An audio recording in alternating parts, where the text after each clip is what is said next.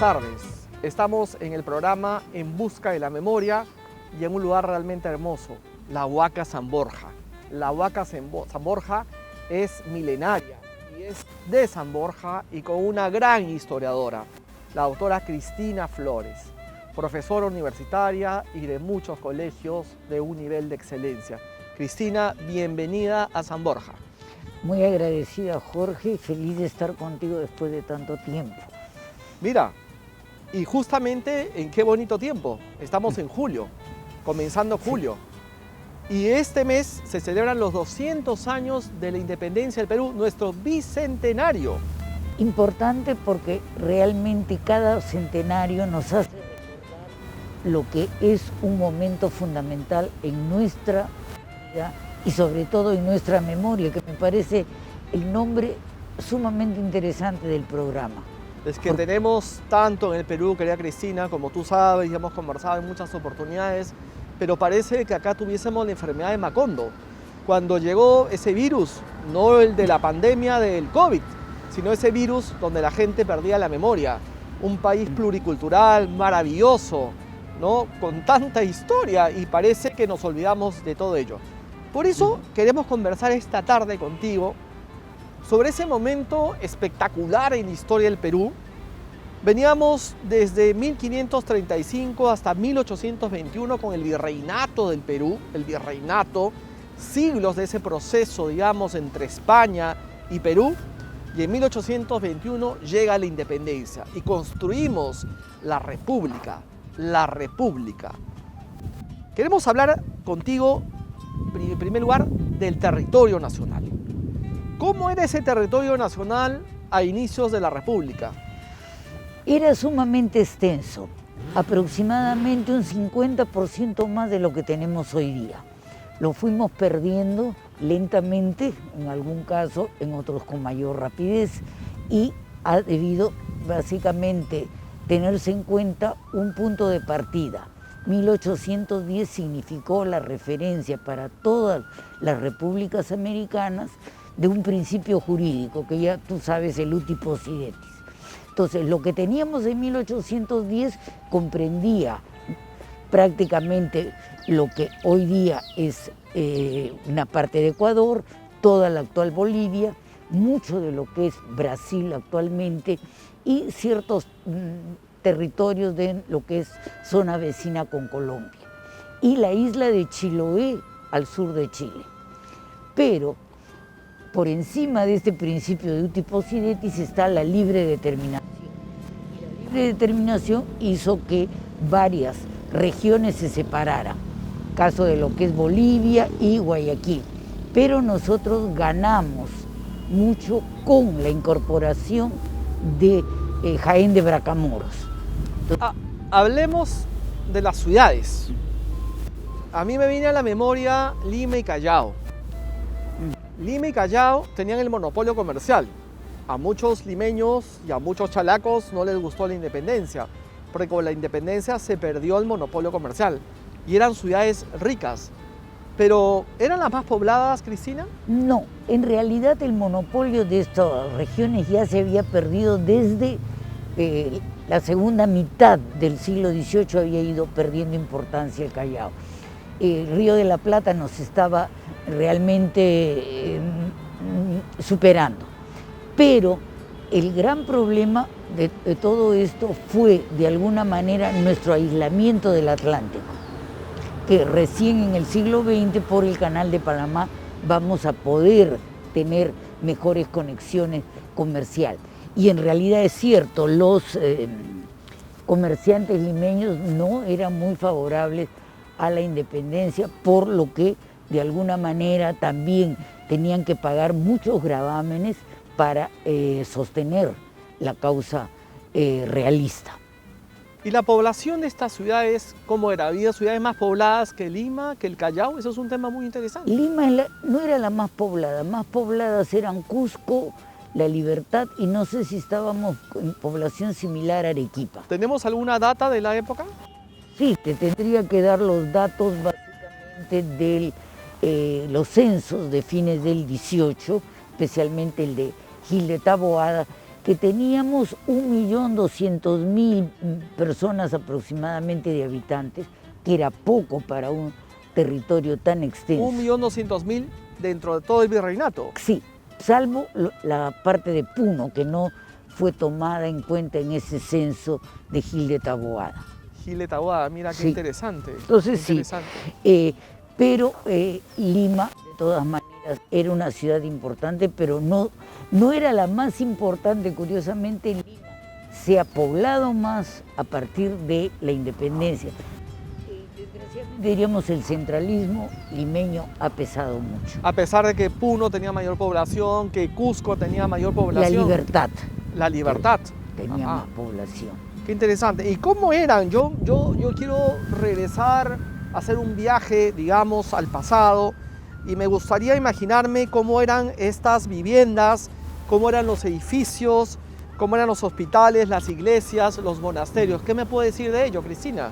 El centro de la ciudad es la Plaza de Armas y todavía tiene murallas hasta fines del siglo XIX, una manera de protegerse. Tiene conexiones con el Callao, con algunos puertos de la costa y de alguna manera también es una ciudad que tiene muchas iglesias, no tantas como Ayacucho, pero tiene importantes sitios como el Paseo de Aguas, la Alameda, etcétera, donde la gente se siente ahí, digamos, a sus anchas.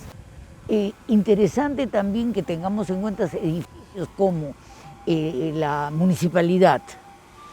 Tiene importancia en lo que era la Casa de Gobierno y especialmente la Catedral y el Palacio Arzobispal. Y hay zonas más lejanas, por ejemplo, la iglesia de San Marcelo, donde inicialmente no gustaba mucho porque estaba lejos de la Plaza de Armas. O sea, ¿Dónde los estaba San religiosos, Marcelo? Ubícanos. está 4 o 5 cuadras de la Plaza de Armas. Imagínate. No era atractiva porque Santo Domingo, por ejemplo, la Merced, San Francisco. San Francisco. Y San Francisco era fabuloso en cuanto a extensión. Ellos mismos decían que era el pequeño Escorial, más o menos. Se sentían como ese gran monasterio. El pequeño Escorial Sí. de Lima. Claro. Mira, imagínate, yo ubico donde está San Marcelo y ubico, pero esto es el centro, y para ellos era lejos, imagínate. Claro. Si tú piensas en la famosa historia de que nos leían en el colegio de Bollito, todo lo que se preparaba para hacer su viaje, a donde poco menos pensamos al extranjero, no era una excursión al Callao. Claro, el Callao era otra ciudad también, Claro. ¿no? Y además el virrey pernoctaba en el Callao antes de hacer su entrada oficial a Lima. Y eso me agrada mucho porque muestra qué parecidos somos. Apenas él llegaban todos los importantes o menos importantes de la ciudad a presentarle sus saludos. O sea, ya tratando de ver cómo acomodarse. Sin embargo, hay otro detalle que se conoce poco. Tú sabes que en el siglo XVII hubo todavía autos de fe importantes de mujeres que habían ejercido aparentemente hechicería, brujería.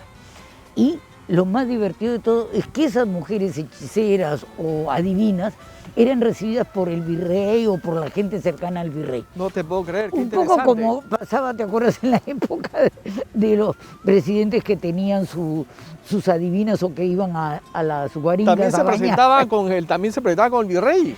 Sí, de alguna manera la gente hasta el día de hoy tiene curiosidad siempre por el futuro, por lo que, cómo le va a ir. Qué increíble. O sea, Bueno, tenemos que hacer un corte. Ya volvemos con este tema tan interesante. Primeros años de la República.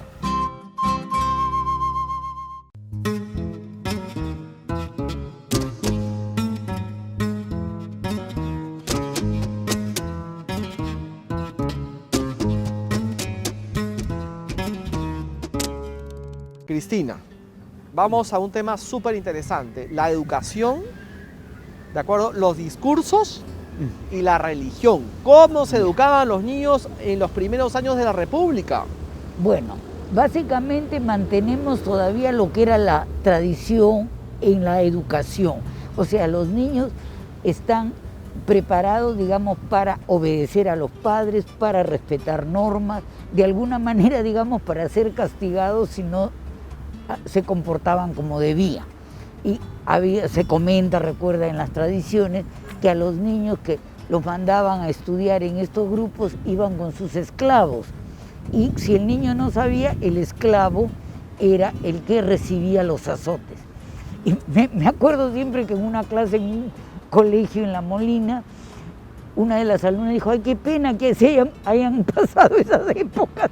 Entonces, en el fondo, no se han perdido muchos deseos de, digamos, de vivir bien. Y hay mucho interés ya a partir del siglo XIX de lo que podría ser la educación, ya no solamente francesa, sino también la educación que venga de Inglaterra, pero va a ser muy lento todavía, eso cuesta, y va a haber, sí, importantes cambios, eso sí me gusta, en la educación y medicina. ¿Por qué? Porque, pero antes de ir a la educación y medicina, me interesa el tema de los niños, pero la educación no era pública, era una educación privada, y era elitista. Exacto. O sea, en general había un gran número de analfabetos. Sí, pero no tan elitista como diríamos, porque también hay gente que podríamos decir clase media o menos favorecida, que podían ser educados, claro, bajo ciertas condiciones. Pero por las órdenes religiosas. Por las órdenes religiosas. Claro, o sea, no es pues como, tampoco, seamos honestos, hoy día tampoco la educación es tan accesible a todos. Yo siempre digo que el Perú ha tenido su mayor falla en estos servicios educativos. ¿Por qué? Porque se ha tendido a hacer universidades o colegios secundarios o escuelas profesionales, y luego se ha pensado en lo que es, digamos, la educación primaria. Se ha construido un edificio del techo hacia abajo. Ese es el gran problema, y eso es lo que vivimos hoy día. Ahora, perdón, sí. Cuéntame cómo era San Marcos. Eso nos interesa muchísimo, porque se dice Salamanca es España como San Marcos es al Perú. Exacto. Cuéntanos de San Marcos. Tiene en primer lugar algo que yo quiero insistir, porque hay muchos errores. Tenemos las constituciones de San Marcos, y esas constituciones fueron dadas a comienzos del siglo XVII, y dentro de ellas hay cosas muy interesantes como el juramento que se debe hacer a la Inmaculada Concepción, que era un tema en debate.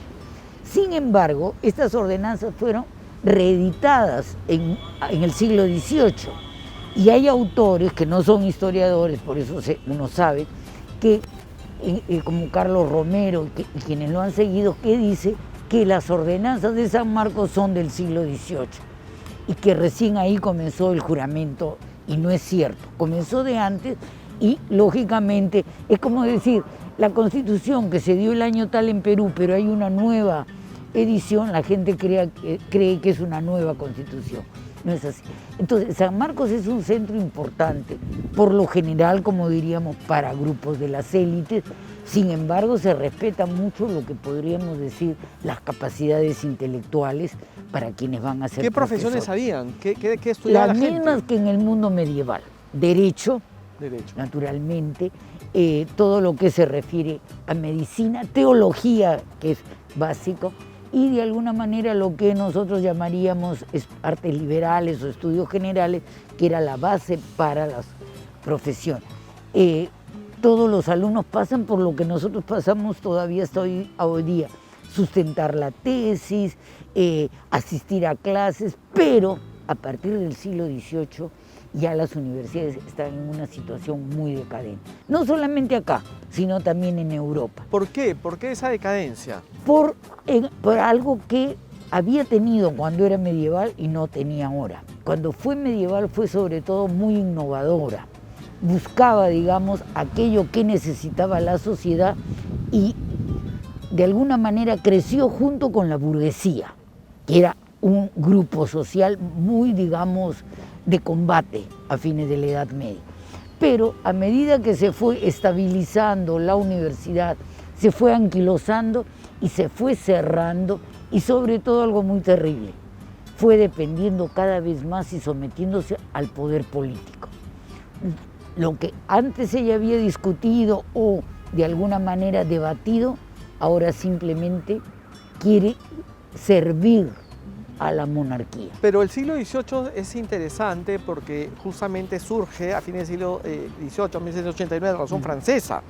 Ya, pero esas ideas liberales no impulsaron, digamos. No, es que antes de la Revolución, que tampoco es tan académica, vamos a ver, existió la Ilustración, y la Ilustración no es un movimiento que beneficia a la universidad directamente, es un movimiento que quiere culturizar, digamos, de alguna manera, como se decía de la enciclopedia, dar a conocer el mayor número de conocimientos, lo más actuales posibles en el menor tiempo. Entonces es algo que no era lo académico, esto era, digamos, de élite de salón. Y cuando esto se va uniendo con el liberalismo, de alguna manera con lo que podrían ser deseos de cambio en lo político, ya vamos a ver otra forma. Pero lo que se fomentó mucho desde el 17, y eso es interesante, todo lo relacionado a centros de experimentación, laboratorios, jardines botánicos, etc. Entonces tengamos en cuenta que también en la educación, digamos, han habido cambios, algunos lentos, otros más rápidos. Y una cosita, la gente cree que porque estábamos lejos de la península o de Europa, no nos informábamos.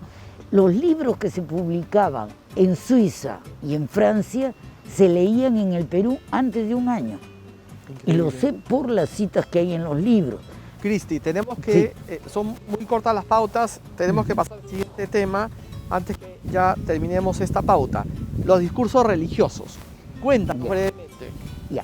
Los discursos religiosos, al igual que los civiles, por lo general lo dan, en muchos casos, profesores universitarios y también religiosos de renombre.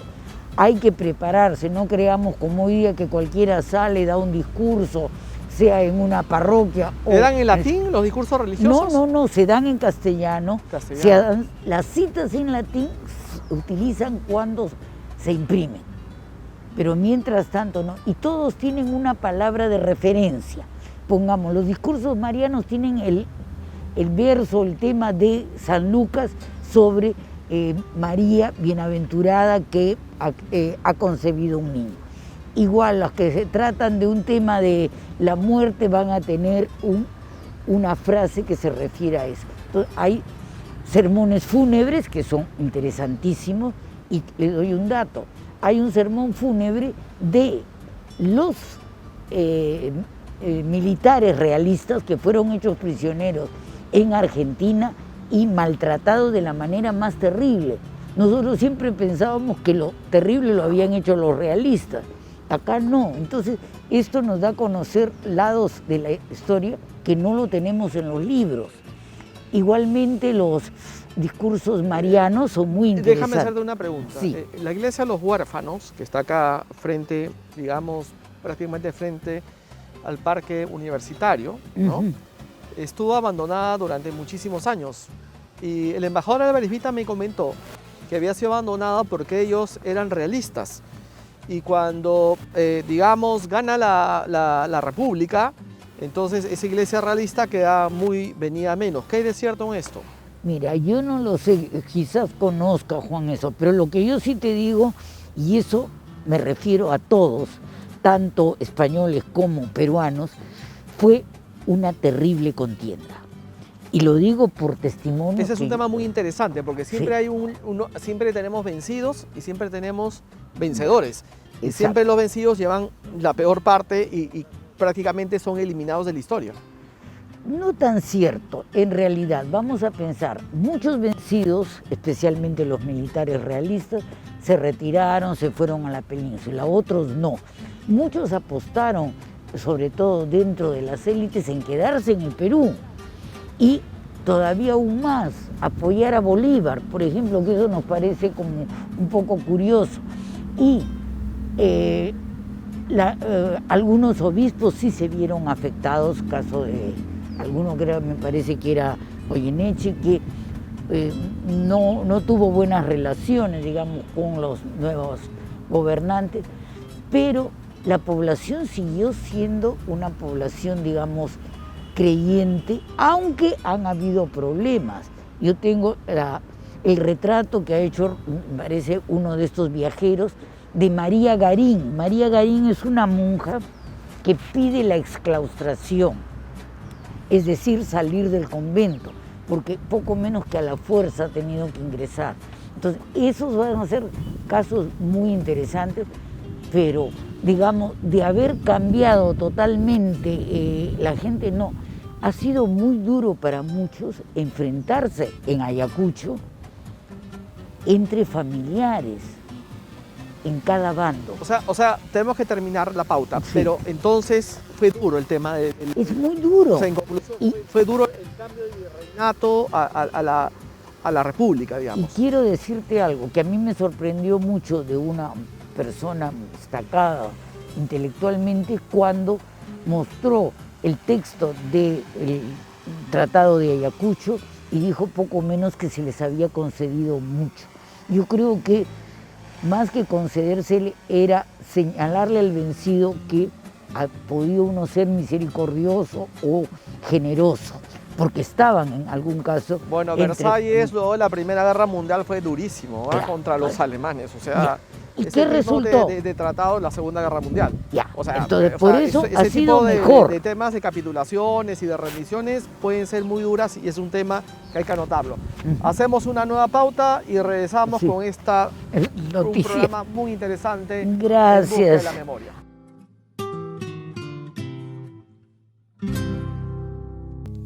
Cuando despiertan mis ojos y veo que sigo viviendo contigo, Perú. Cristina, hay un tema muy importante. La mujer del virreinato a la república. Hubieron concesiones de derechos. ¿Qué pasó? Mira, las más interesantes que he encontrado es lo que hablábamos de alguna manera. Micaela Bastidas, que yo siempre la voy a admirar, y lamento decirlo mucho más que a Tupac Amaru, porque tuve la oportunidad en un seminario que nos dieron en la Católica de leer su correspondencia.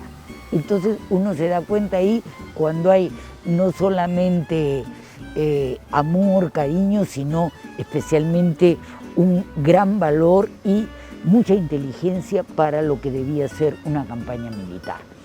La otra, también que la recuerdo, aunque menos me he informado sobre ella, es María Parado de Bellido. Pero de ahí... Antes de ir a María Parado de Bellido, Micaela Bastidas Puyucagua, ¿de acuerdo? Esposa de Tupac Amaru II, cacique de Tungazuca, Surimán y Pampamarca, ¿no? Ella era un poco la gestora, ¿no? No sé si la ideólogo, pero era la gestora. Y ella le dice a José Gabriel, ataca el Cusco, toma el Cusco. Y José Gabriel no tomó el Cusco. Y te comento algo, uno de mis antepasados participó en esa defensa del Cusco, cuando Tupac... Por eso yo te digo que había escuchado en casa muchas historias que no se contaban en los libros, porque se habían transmitido. Y hasta qué punto, de alguna manera, por eso no me gustaba Tupac Amaru, porque yo pensaba que de verdad le faltó esa capacidad que tuvo o que tenía Micaela. Y que además... O sea, eso es cierto que Micaela le dijo, toma el Cusco y él no lo tomó. Y eso fue trágico para él y para todo el linaje incaico. Tú piensas que desaparecieron y es lo que decimos. ¿Hasta qué punto hubiera sido diferente nuestra situación con otra composición, digamos, de dirigentes o participantes en la época, digamos, republicana? Sí, de hecho, López decía algo muy interesante, que en México eso sí logró Pancho Villa, Zapata, o sea, sí hubo, digamos, un poder más mestizo, ¿no?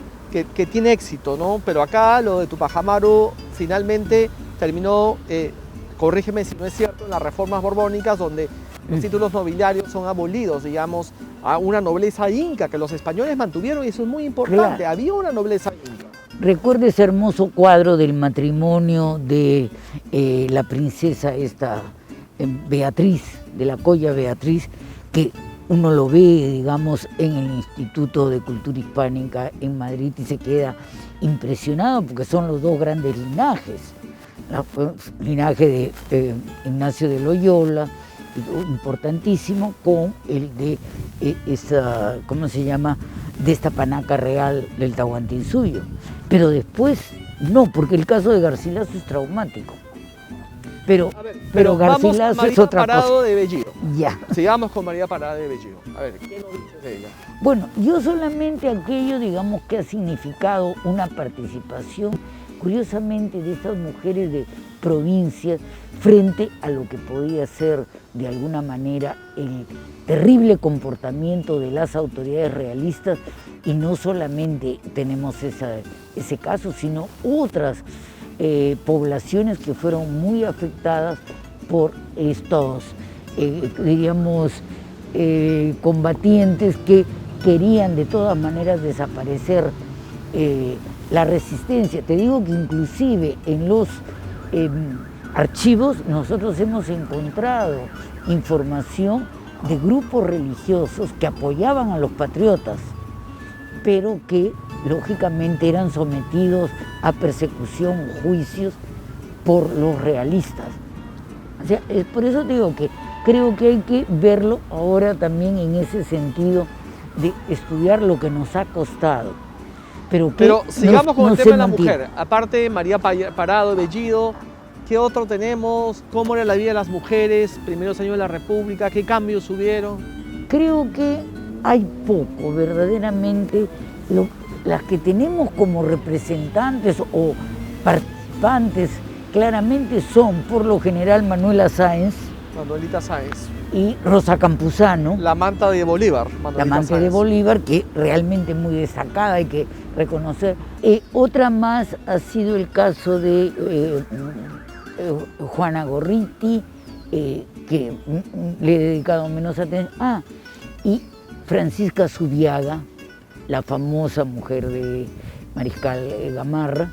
Vamos a terminar con un tema muy agradable. A la ver, comida. cuéntanos, la comida, los dulces de convento, las bebidas como el vino, el pisco, no sé si se llamaba pisco en esa época o por lo menos aguardiente de uva, No, la piscota. chicha y el famoso champú, que no es el Ya. champú para la cabeza, sino es ese champú que es ese postrecito Sí, muy exacto. rico que yo lo comía en Barranco. No te Es creo. algo que nos une a los peruanos, la Sí, comida. la comida. La Eso comida, sí. el fútbol, nos une. No, a mí no me deprime mucho. Ok, Lo digo, a muchos pero sí, la comida, nos une sí. el fútbol. Pero bueno, la comida.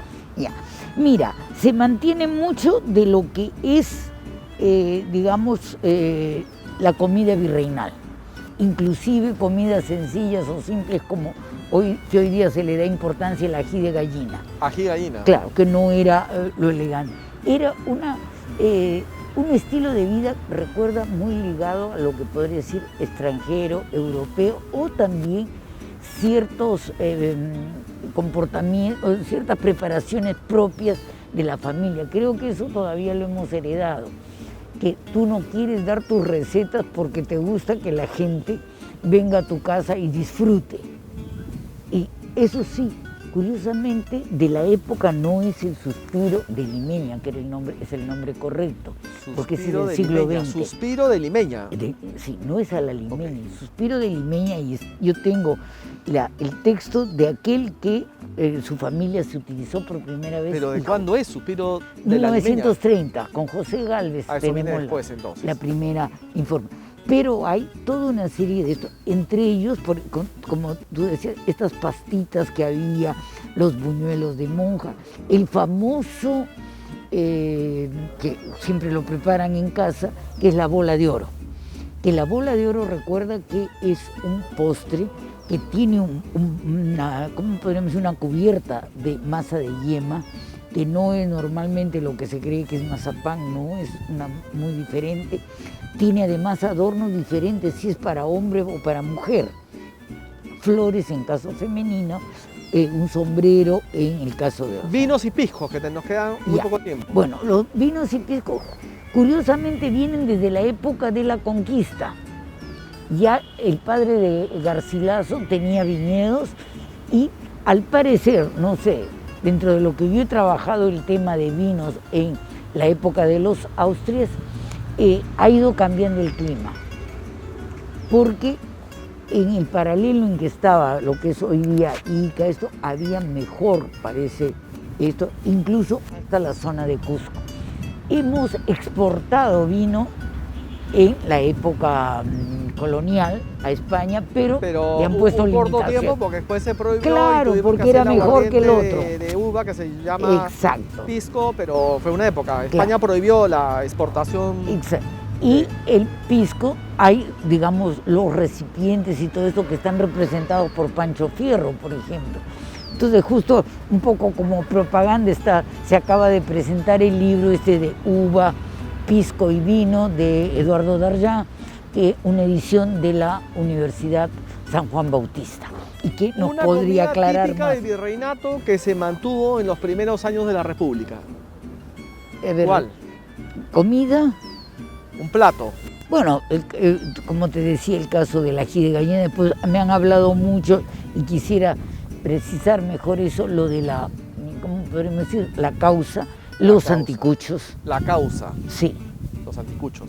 exacto. Los anticuchos vienen de Arabia Claro, pero vienen Y a del España, mundo hispánico y ahí viene acá pasa al acá. virreinato. y realmente tienen además una expansión en todo el Medio Oriente. Uno los encuentra, los shish kebabs son famosos, pero pero hechos de otra manera y también en algún caso con otros componentes.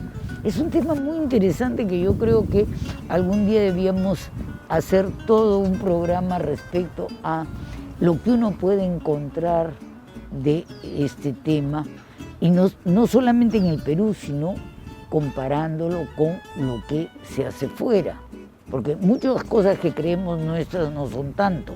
Pensamos que el arroz con leche es algo típico de acá para muchos, y cuando tú ves, no es tampoco, los mismos postres en Baño María son medievales. No, Qué interesante. Así que tenemos muchas curiosidades. No sé Tenemos si- que terminar. Ya, terminamos. Pero no te vayas. Quiero terminar con una frase tuya que me acabé de decir en el corte, que era de Eclesiastés. No hay nada nuevo bajo el sol. Exacto. Los problemas del virreinato, ese tema de recibir al virrey y ir hasta con brujos, hechiceros y todo, creo que a algunos Sí. presidentes del Seguirá. pasado les gustaba eso todavía en el siglo XX, siglo XXI. De acuerdo, los aduladores también, De todos. ¿no? Que iban al Callao antes que, luego que pernoctaba el virrey allá, también hasta el día de hoy se mantienen, ¿no? Sí, Con el que va a tomar el con los poder. alcaldes que... No hay nada nuevo bajo el sol, con esa frase tan linda que tú Gracias. la dijiste hace algunas décadas y que la tengo en mi memoria, terminamos este programa tan interesante en busca de la memoria Sanborginos. Muchas gracias, Cristina Flores. Gracias, Jorge, ha Hermoso sido un tenerte por aquí. gusto reunirnos y espero que sigamos ahora. Seguiremos. Y en algún caso, cuando pase la pandemia, será diferente, lo celebraremos con bola de oro, Con ají de una gallina. bola de hora. ¡Qué maravilla! Buenas tardes. Muchas gracias. Sobre mi pecho yo llevo tus colores y están mis amores contigo, Perú. Somos tus hijos y nos uniremos y seguro que triunfaremos contigo, Perú.